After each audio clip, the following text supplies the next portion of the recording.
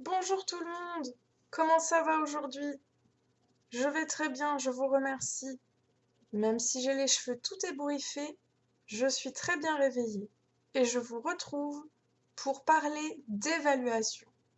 Ce processus donne bien souvent du fil à retordre à tous les enseignants qui disposent pourtant de plusieurs options sur lesquelles je vais maintenant me pencher. Parlons tout d'abord de l'auto-évaluation. Comme son nom l'indique, elle permet à chaque apprenant de prendre du recul sur ses aptitudes.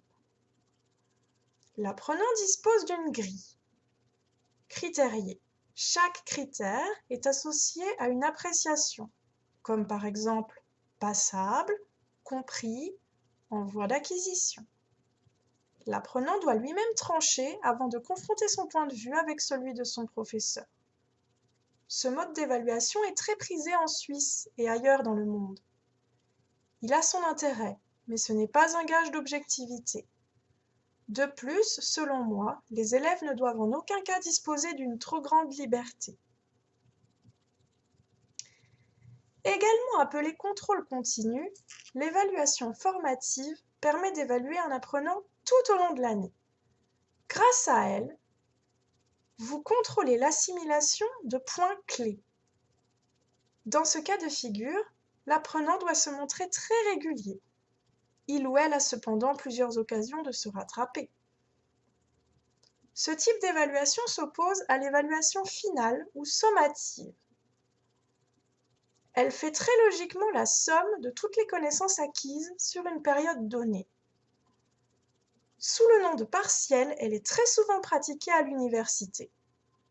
Un jour ou l'autre, j'en suis sûre, vous avez dû y passer. Qu'entend-on par mise en situation? C'est très simple. Les apprenants sont projetés sur le terrain. Le formateur ou l'enseignant leur demande d'effectuer une ou plusieurs tâches en leur présence. Ce type d'évaluation est très souvent pratiqué dans le cadre de formations professionnalisantes. Prenons l'exemple du futur réceptionniste qui devra par exemple gérer les départs ou arrivées de clients fictifs. Il identifiera leurs besoins, prendra note de leur identité et leur attribuera une ou des chambres. Passons maintenant à l'évaluation diagnostique. Comme son nom l'indique, elle permet de dresser un état des lieux des acquis ou lacunes d'un apprenant. On peut ainsi mieux le cerner ses objectifs, ses attentes ou besoins.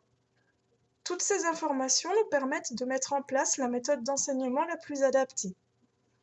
À tout moment, cette méthode peut être ajustée. Le processus d'apprentissage peut ainsi être ralenti ou accéléré.